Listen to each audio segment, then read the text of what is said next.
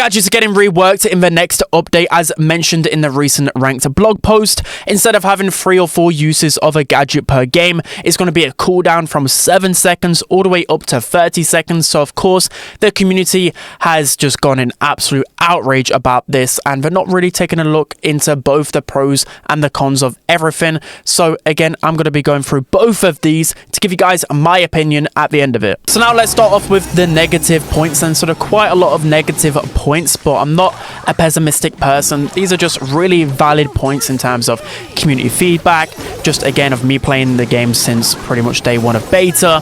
So there's a lot of concerns and a lot of points that I think will really scare a lot of the community. So the first one is that the match could feel very spammy if the cooldowns were really short. So we're saying, like they said in the post, 7 seconds. Even for the really bad gadgets, this could be really toxic, because let's just say in a real, I don't know, real stretched theory that if you go to an overtime Brawl game, 3 minutes and 30 seconds long, you could in theory spam up to like 30 gadgets in a game.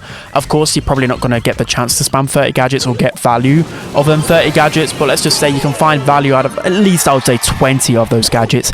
Even if it's the worst gadget in the game, like Dynamite's fidget spinner gadget, like that might be a really bad gadget, but at least it gives you a bit of speed boost and a little of extra damage. And if you're spinning around the map 20 times, it's going to be pretty toxic, right? So there is some raise of, like a big raise of concern there, which I am scared about myself, especially where some gadgets in theory might seem pretty terrible, but maybe that's just because the other gadget of that brawler is just way better in mechanically, or just been better for a long time.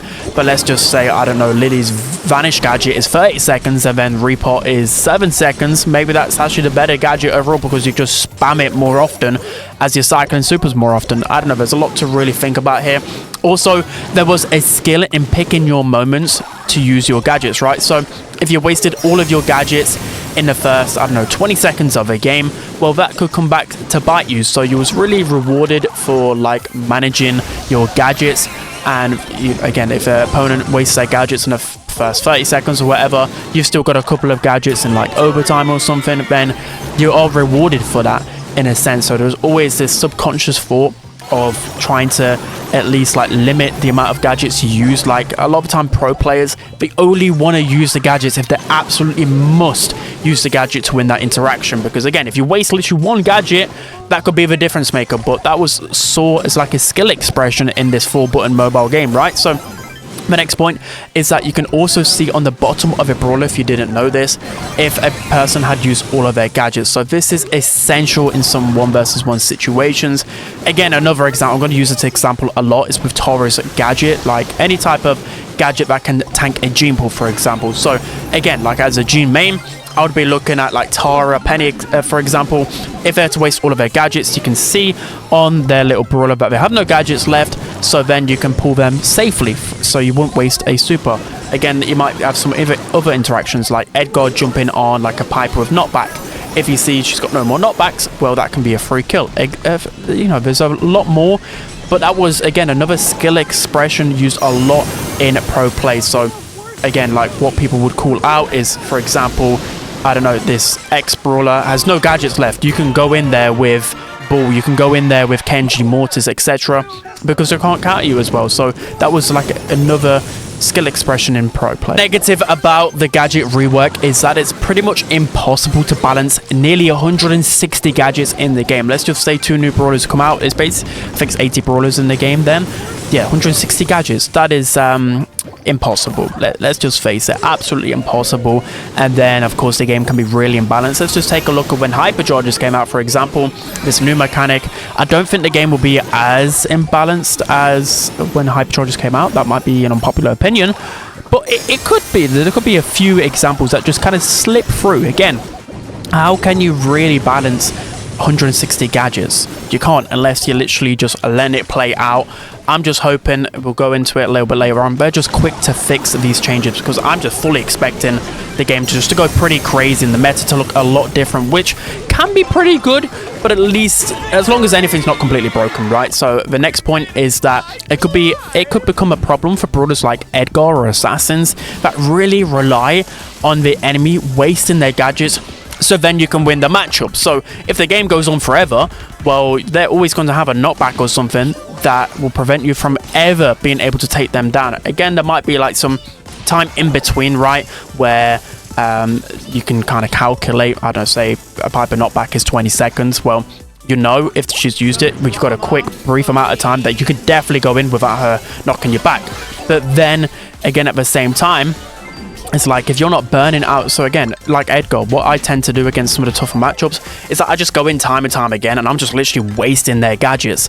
But you're never as such wasting your gadgets anymore. So it becomes one of those where, can you actually take down those brawlers? It's a bit of a weird one. Again, like I can't see Edgar really benefiting from this change, because his Let's Fly gadget is literally the reason why he's so good. You can't make that gadget really low cooldowns, so it's probably going to match some of the other knockback mechanics, in my opinion. So yeah, I think it's going to be definitely a negative for assassins and Edgar mains out there. Another cause for concern is that you could have unlimited wall breaks. So again, some of these gadgets aren't considered toxic, but if there's, you know, Griff piggy banks going off every 15 seconds, if there's Brock rockets going off every 15 seconds, if there's, you know, Colt silver bullets going off every 12 seconds, 10 seconds, the map's going to get opened up pretty quickly. We saw in previous metas where some of these gadgets were just too meta defining. You know, of course, that got fixed with unbreakable walls. But I'm just kind of concerned that every map might turn into shooting star if the cooldown is too short. Again, something that's got to be managed really, really carefully, because I don't want every map to be completely open. It's just going to make the game pretty boring. And then my last point, I might have missed some points in this, but it might make some weak gadgets incredibly obnoxious. So I've briefly spoke about this before, but for example, you know, Rosa's growing light gadget is okay, but imagine being able to spam that even every 10 to 12 seconds. You would be able to just make every map Snake Prairie. Like, I know there's wall break gadgets to counter that, but in theory you could just take over the map with the amount of grass, and it just won't feel like Brawl Stars anymore. That's just lessening the skill gap. I mean, there's so many other scenarios. I don't know, for example, Ems's acid spray, which is terrible, by the way, but if you change that cooldown to 7 seconds, all of a sudden, near enough every single fight, you can attack someone through a wall, which is going to give you more supercharge, which is going to benefit Ems even more. Of course, any mechanic being able to shoot through a wall, over a wall, is pretty OP, so I can imagine this being a really good gadget in the future. So there's a lot of negatives and a lot of cons to really take a look at, but it's hard to know until we really play it in the game. Let's take a look at the positives. So I know it's pretty hard as a Brawl Stars player, or just anybody in the community right now, to be positive about the game, but I personally am pretty positive about this change. I think eventually this will be a really good change for Brawl Stars' balance and everything like that. So let's take a look at the first positive, which I think is one of the main reasons why the Brawl Stars dev team opted for this rework, is that it allows for more design space. So if you want to know what that means, essentially it means they're more free to make different gadget concepts. So for example, I don't know, like Lily's Vanish gadget, it really fitted the brawler, right? But at the same time, it was just fundamentally by far the better gadget. Any other gadget you make for Lily was never going to be better than that, just because both gadgets have the same amount of uses, and it was pretty impossible to make both gadgets viable a lot of times. Again, when new brawlers come out, it's pretty much, you know, there's just one certain gadget that you need to go, and then there's just a gadget that's sometimes okay. Whilst if you're changing the cooldown of these things, you can make the mechanically weak gadget a lower cooldown. So for example, I don't know, it's a really bad one, but Shade's slow gadget, well, you could make that really low cooldown. I mean, you probably need to buff in a different way, but you get what I mean.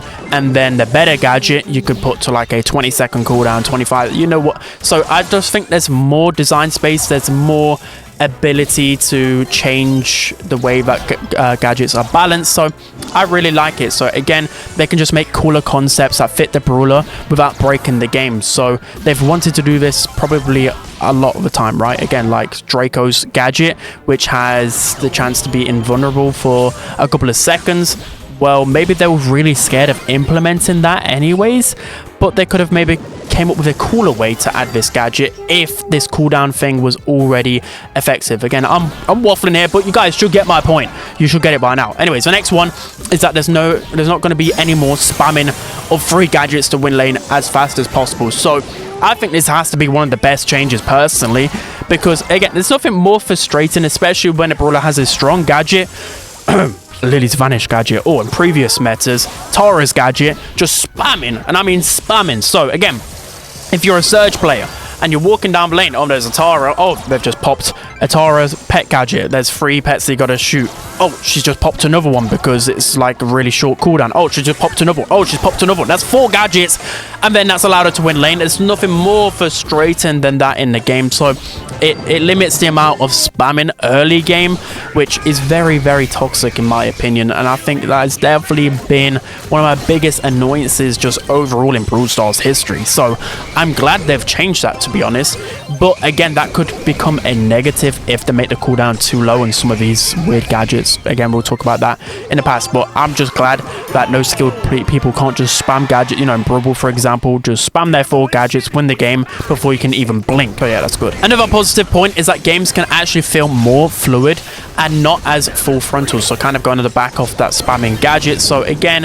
if you're only using gadgets every like 20 seconds, let's just say that's probably my ideal situation, well, you're gonna have to pick your moments with gadgets even better, in my opinion. I just think that it's going to make you choose your moments a lot more. It's not going to be as, like, again, spam friendly. You can't just spam a couple of gadgets to win a matchup obnoxiously, which I'm very happy for. So I can't believe not enough people are seeing this point. It just makes more perfect sense, especially in a 1 versus 1 scenario. So again, another positive is that this can shake up the meta in a really good way. Some weaker gadgets can inherently get stronger because of a shorter cooldown, making for more choices before a match. So one of my things that I absolutely love in Brawl Stars is being able to change a build. You know, my perfect scenario is being able to pick between 2 star powers, you know, 2 gadgets, and then of course gears. That gears are in a pretty good spot right now, but there's just a lot of different ways you can customize your brawler before going. You know, you always got to evaluate which one to go. There's always pros and cons to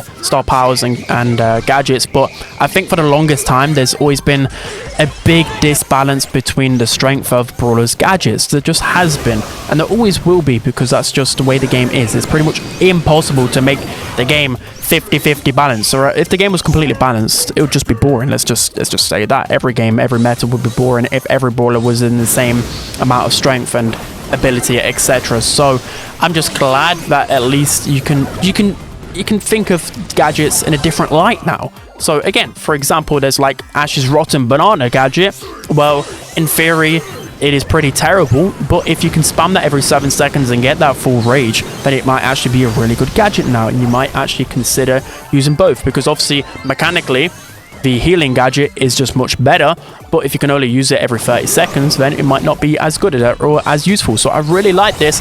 And another change is that more toxic gadgets can't just be spammed out like crazy to win the game. So again, the really toxic gadgets like Lily's Vanish gadget, Rico's gadget, other gadgets in the game, you know, now as a Lily player, you can't just, you know, go in, you can't just like gadget into the opponents and then you're just in their face, and then say you super, you just spam your attacks, and then just as it's about to kill you, you can pop another gadget. How is that in any sense of the world just okay? It is not okay. It's just not okay. And I know some Lily mains will be like, well, this might kill Lily, etc. But that has never been a okay mechanic to have in a game, right? You shouldn't be able to just spam it, gadgets galore. Anyways, this video is getting too long, so to wrap things up, we need quick balance changes if anything was too toxic. So like we can rewind back to hypercharges. I feel like that, you know, it was a new mechanic, so I can give them the benefit of the doubt, but I feel like they were pretty slow on balance in the game. Like there was some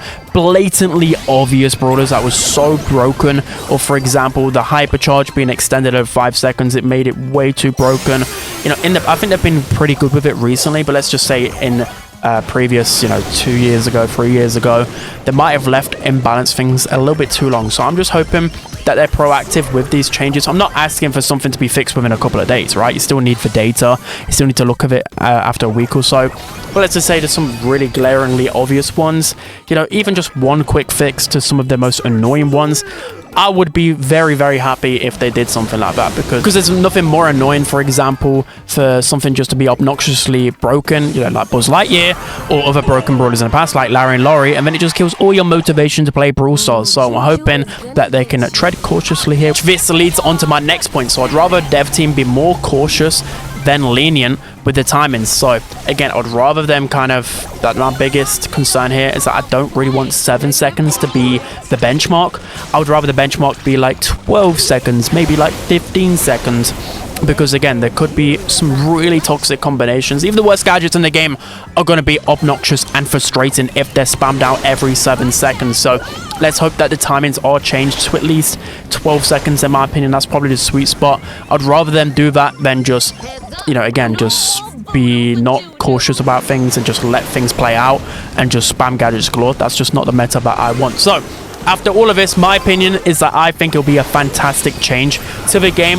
However, it will need probably about 2 updates for it to feel perfect or feel like it's fully implemented correctly, because again, take a look at Hypercharge, just take a look at how many gadgets are in the game. It would be very, very dumb to assume that the game will be balanced as soon as it comes out. It really is impossible. I know a lot of people are really harsh on the dev team, but you can't. I would not be able to do it. It doesn't matter how much time you spend on it. There's always going to be something that feels too strong, something that feels too weak, etc. But give it the benefit of the chance, guys. Honestly, I'm really positive about this change. At first, you know, when this idea was presented to me, I was a bit like, I don't know how to feel about that, because of course the ranked modifier that came out. But after weighing out the pros and cons, I really think this will be a great change to the way that Brawl Stars is balanced, and you know, new gadgets coming in, etc. I think it'll be great for the health of the game, and overall I think, you know, it's going to be fantastic. Honestly, you guys just need to look at it in a positive light. So that's going to be it for today's video, guys. I hope you enjoyed. Don't forget to like, comment and subscribe, and I'll see you guys next time.